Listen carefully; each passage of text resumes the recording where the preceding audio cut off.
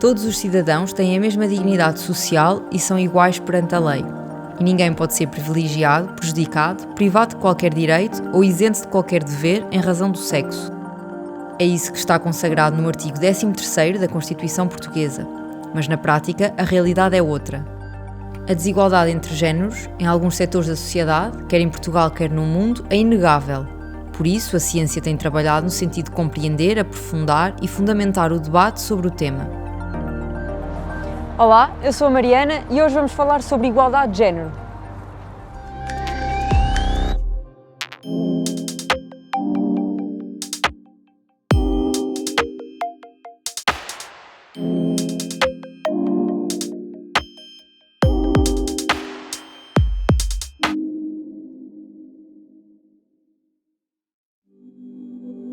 Para o secretário-geral da ONU, António Guterres, alcançar a igualdade de género é o maior desafio dos direitos humanos em todo o mundo.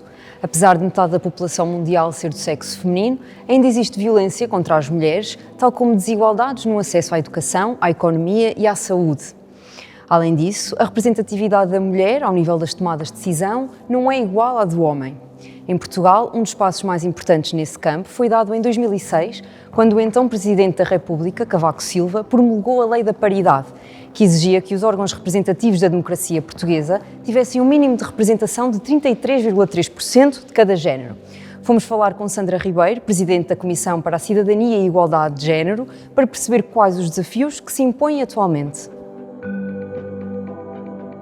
Bom, a desigualdade entre homens e mulheres ela é transversal em todos os setores, da economia, da sociedade, está presente em tudo. A questão é perceber como, porquê e como é que podemos atuar.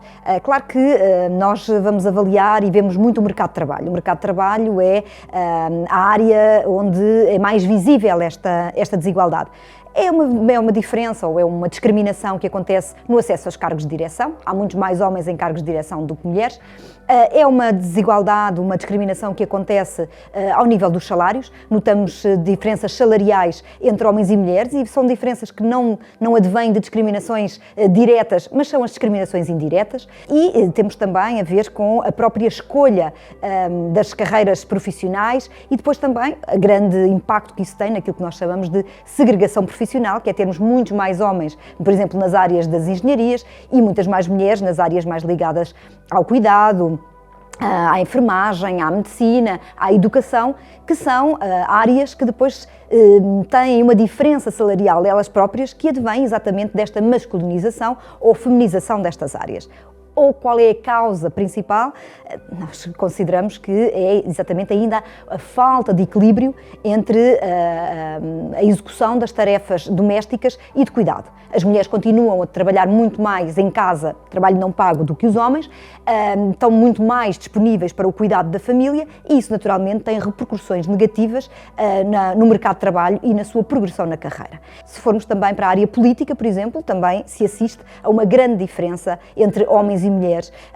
Vemos que continuamos a ter muitos mais homens em cargos políticos, muitos mais homens a serem eleitos deputados, por exemplo, do que mulheres, muito embora com todas as regras que já existem da paridade, a obrigatoriedade das listas serem feitas com equilíbrio de género, mas a verdade é que depois vemos que na prática não é bem assim.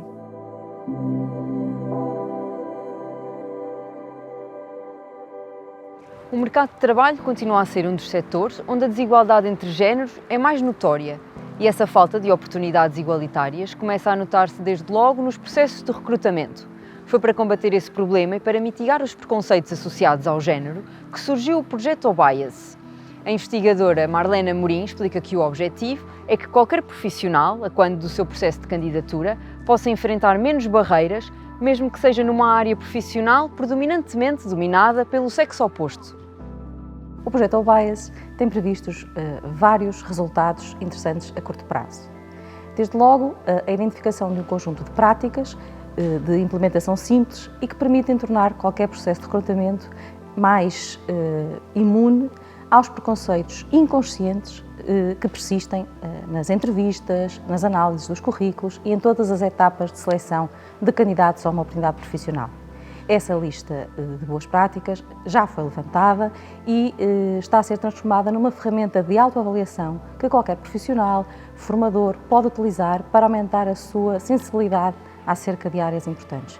Exemplos incluem a eliminação da identificação do candidato antes da análise do CV, a inclusão de entrevistadores ou avaliadores do sexo masculino e feminino para a análise de cada candidato, enfim, um conjunto de práticas simples que não vão mudar as mentalidades no curto prazo, mas que mudam os processos. Um outro contributo que o projeto trará, de caráter bastante inovador, é a disponibilização de uma ferramenta online de análise de conteúdo e que permitirá analisar o conteúdo textual de ofertas de emprego, proporcionando uma análise acerca da persistência de palavras, de termos, de expressões que possam estar mais associados ao género feminino e masculino e que, por serem incluídas nesses anúncios de emprego, podem afastar o interesse à partida e a atratividade dessas ofertas.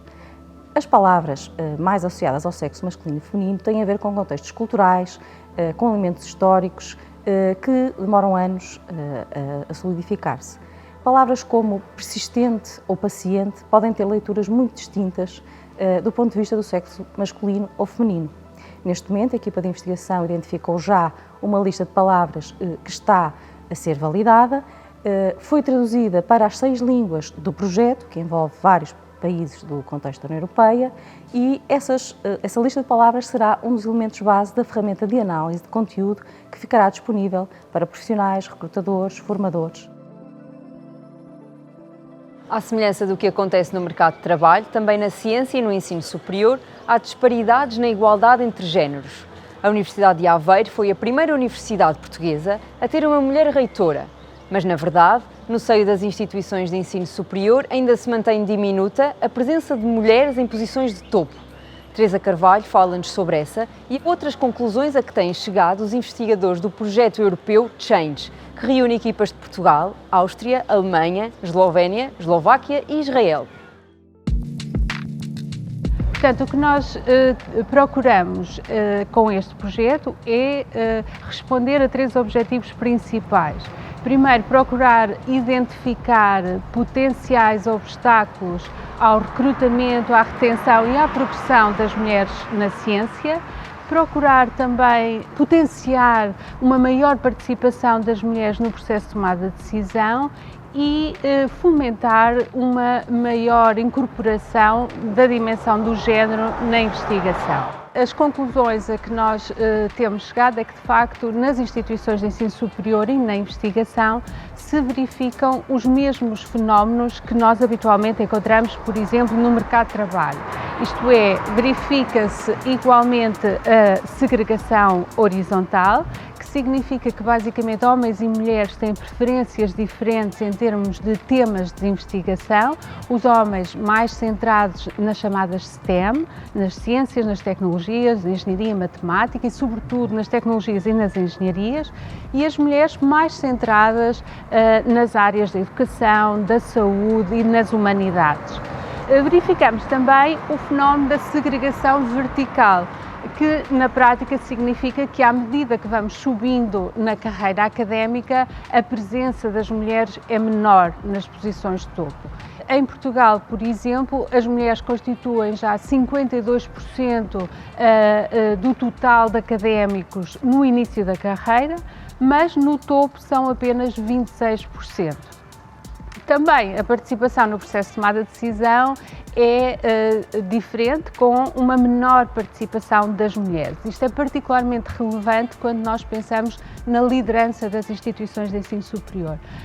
No contexto europeu, as mulheres reitoras, presidentes de instituições de ensino superior, em 2019 eram apenas 19%, e em Portugal a diferença não é muito grande, existem cerca de 20% apenas de mulheres reitoras ou presidentes de instituições de ensino superior. No contexto da investigação, também notamos aqui alguma falha em termos da incorporação da dimensão de género, não só porque não há financiamentos específicos para esta área, mas também porque há alguma dificuldade e alguma ausência da incorporação da variável género na maior parte dos temas e dos estudos que têm vindo a ser desenvolvidos em termos de investigação científica. Sabias que existem alguns projetos internacionais que visam o empoderamento das mulheres através da economia?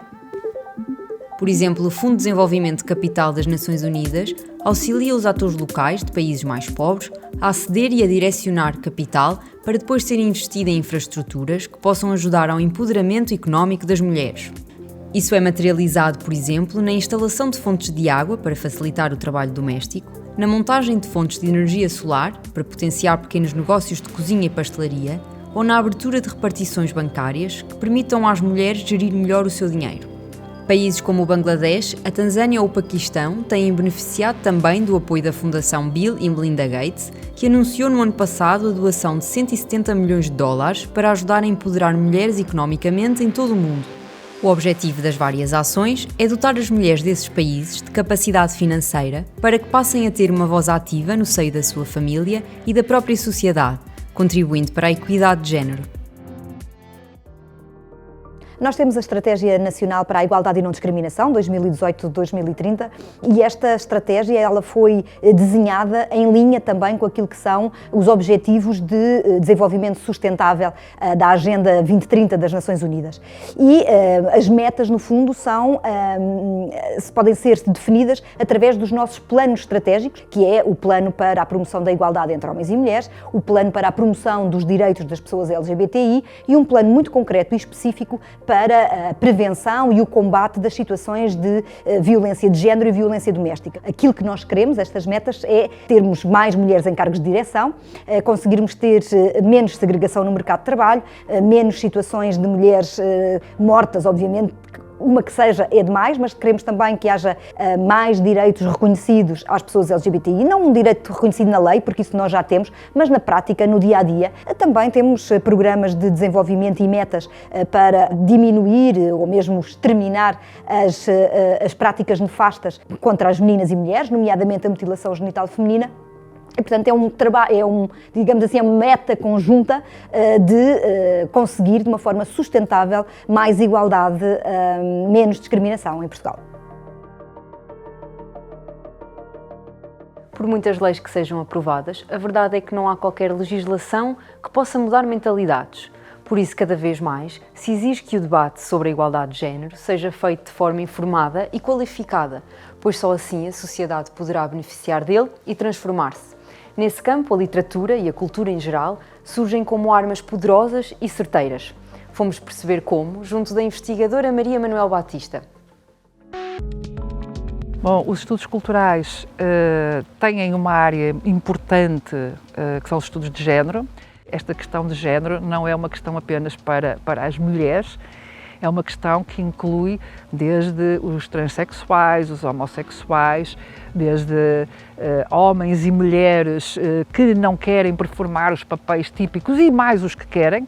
Nós desenvolvemos aqui os estudos culturais de forma pioneira, até a nível nacional, mas a verdade é que quando abordamos este tema há talvez 8 anos, quando começamos a trabalhar nesta área, verificamos uma falha muito grande no campo. Quer dizer, havia muito poucos trabalhos traduzidos para português e, sobretudo, no campo da língua portuguesa, no campo da lusofonia, o debate estava muito desqualificado. Quer dizer, há um debate internacional que se trava em torno destas questões, que ultrapassa as questões da igualdade de homens e mulheres, ele é muitíssimo vasto, e em Portugal ele estava muito diminuído.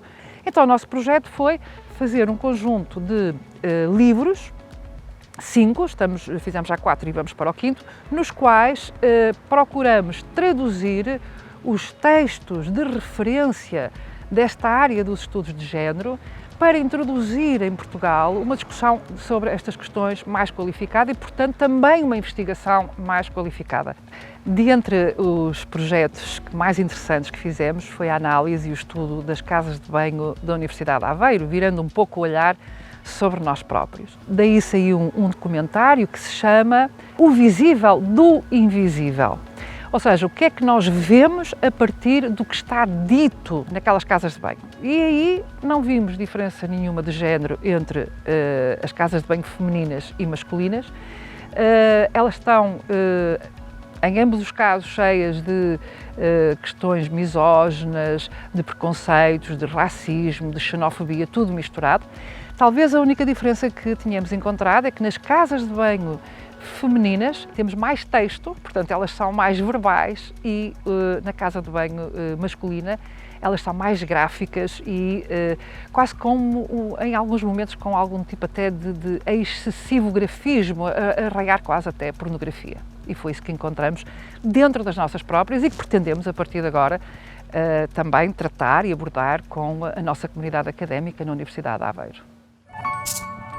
O nosso lema é um só e vai muito na linha da Judith Butler, que é para que todas as vidas possam ser vividas condignamente. Sejam quais forem as escolhas de vida que as pessoas façam, é preciso que todos nós façamos justiça a todas essas vidas.